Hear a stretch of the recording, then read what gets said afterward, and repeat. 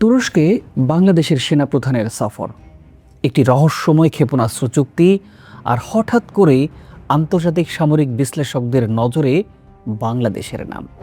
কাকতালীয় নাকি বড় কোনো সামরিক সমীকরণের শুরু হলো?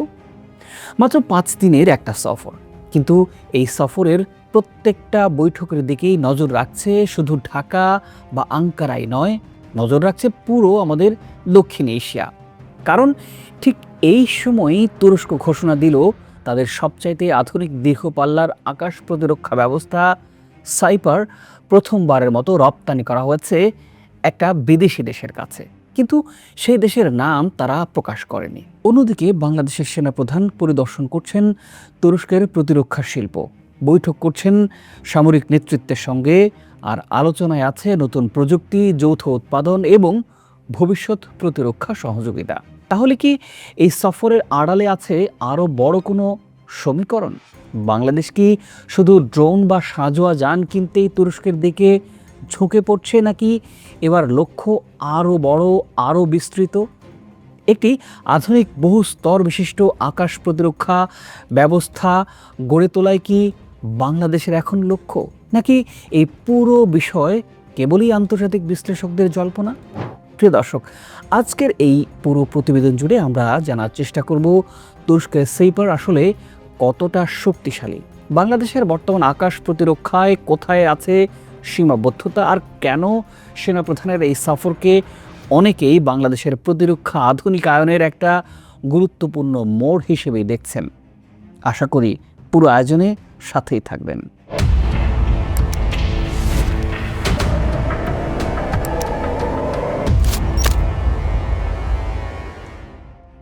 একটি দেশের আকাশ প্রতিরক্ষার মূল উদ্দেশ্য কি? যুদ্ধবিমান, ড্রোন, ক্রুজ মিসাইল, এমনকি কিছু ক্ষেত্রে ব্যালিস্টিক ক্ষেপণাস্ত্র থেকেও গুরুত্বপূর্ণ স্থাপনাগুলোকে রক্ষা করা। বাংলাদেশের বর্তমান আকাশ প্রতিরক্ষার বড় অংশ নির্ভর করে স্বল্প ও মধ্যম পাল্লার বিভিন্ন ব্যবস্থার ওপর। এর মধ্যে আছে চীনের FM-90 অন্যতম। এই ব্যবস্থার নিচু উচ্চতায় উড়ে আসা লক্ষ্যবস্তু ধ্বংসে কার্যকর হলেও এর পাল্লা তুলনামূলক খুবই সীমিত, অর্থাৎ শত্রু বিমান বাংলাদেশের আকাশসীমার অনেক কাছাকাছি চলে আসার পরেই কার্যকর প্রতিরোধ গড়ে তোলা সম্ভব হয়। আর এখানে দীর্ঘ পাল্লার আকাশ প্রতিরক্ষার ব্যবস্থার গুরুত্ব। তুরস্কের সিপার ঠিক সেই শূন্যস্থান পূরণের লক্ষ্যেই তৈরি করা হয়েছে। প্রথম প্রজন্মের সিপার ব্লক 1 প্রায় 100 কিলোমিটারের বেশি দূরের লক্ষ্যবস্তু মোকাবিলার জন্য তৈরি করা হয়েছিল।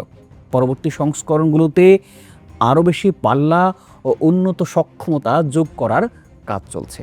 সহজ ভাষায় যদি বলি, শত্রু বিমান বাংলাদেশের গুরুত্বপূর্ণ স্থাপনার কাছে পৌঁছানোর আগেই বহু দূর থেকে তাকে শনাক্ত এবং প্রতিহত করার সুযোগ তৈরি হতে পারে।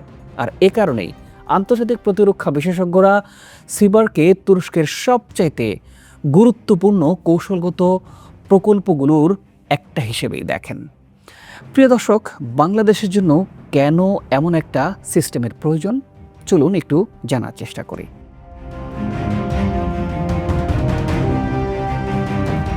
গেল কয়েক বছরে বাংলাদেশের নিরাপত্তা পরিবেশ অনেকটাই বদলে গেছে। পূর্ব সীমান্তে মিয়ানমারের সংঘাত, বঙ্গোপসাগরের কৌশলগত গুরুত্ব বেড়েছে অনেক, ড্রোন প্রযুক্তির দ্রুত বিস্তারও ঘটেছে এবং ভবিষ্যতের সম্ভাব্য আকাশভিত্তিক হুমকিও আছে। এই সব কিছু বিবেচনায় নিয়ে বাংলাদেশ ধাপে ধাপে একটি লেয়ার্ড এয়ার ডিফেন্স বা বহুস্তর বিশিষ্ট আকাশ প্রতিরক্ষা ব্যবস্থা গড়ে তুলতে চাইছে। এমন আলোচনা দীর্ঘদিন ধরে আছে, অর্থাৎ স্বল্প পাল্লার জন্য এক ধরনের ব্যবস্থা, মধ্যম পাল্লার জন্য আরেকটি, আর দূরপাল্লার জন্য আরও শক্তিশালী ব্যবস্থা। বিশ্বের অধিকাংশ আধুনিক বিমান বাহিনী এখন এই মডেলেই এগোচ্ছে। কিন্তু এখানেই আরেকটি বড় ভূ রাজনৈতিক সমীকরণ আছে।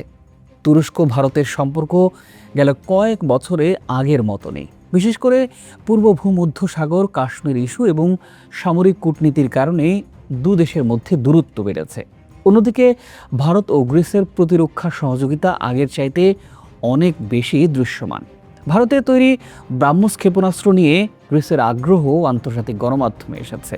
ফলে অনেক বিশ্লেষকের মতে দক্ষিণ এশিয়া এবং পূর্ব ভূমধ্যসাগরে এই দুটি সমীকরণ এখন অনেকটাই পরস্পরের সঙ্গে জড়িয়ে আছে। ঠিক এই প্রেক্ষাপটেই বাংলাদেশের সঙ্গে তুরস্কের ঘনিষ্ঠ প্রতিরক্ষা সম্পর্ক অনেকের নজর কেড়েছে। তবে এটাও মনে রাখতে হবে, বাংলাদেশ দীর্ঘদিন ধরে সবার সঙ্গে বন্ধুত্ব, কারো সঙ্গে বৈরিতা নয়, এই নীতিতে বিভিন্ন দেশের সঙ্গে প্রতিরক্ষা সহযোগিতা বাড়িয়ে আসছে। চীন, তুরস্ক, ইউরোপ, ইতালি, দক্ষিণ কোরিয়া, জাপান সব দিকে ঢাকার সম্পর্ক সম্প্রসারণের চেষ্টা চালিয়ে যাচ্ছে এবং এটি একেবারে দৃশ্যমান হয়েছে গেল 5 আগস্টের গণ অভ্যুত্থানের পর থেকে।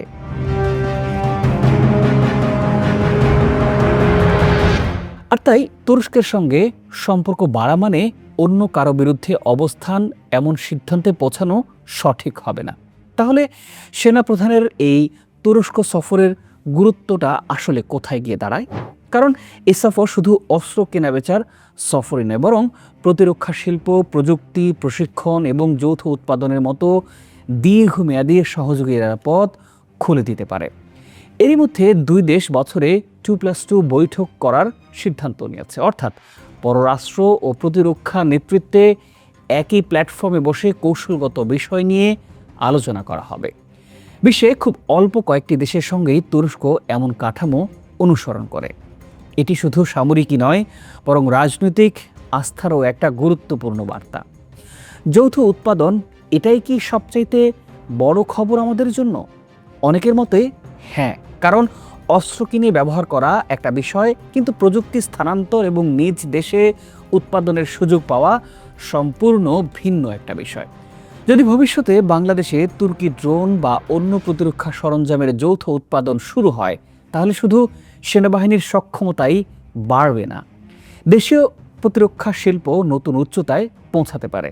বিশ্বের অনেক দেশ আজ এ পথেই এগিয়েছে, দক্ষিণ কোরিয়া, তুরস্ক, এমনকি ভারতও।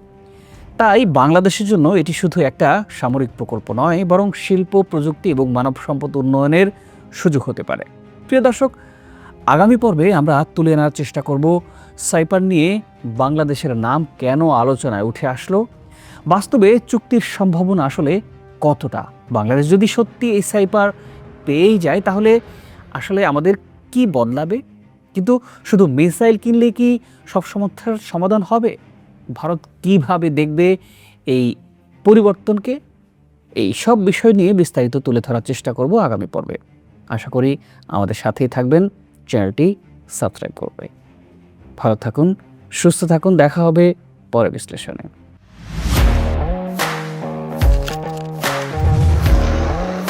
প্রফেশনাল স্টুডিও খুঁজছেন?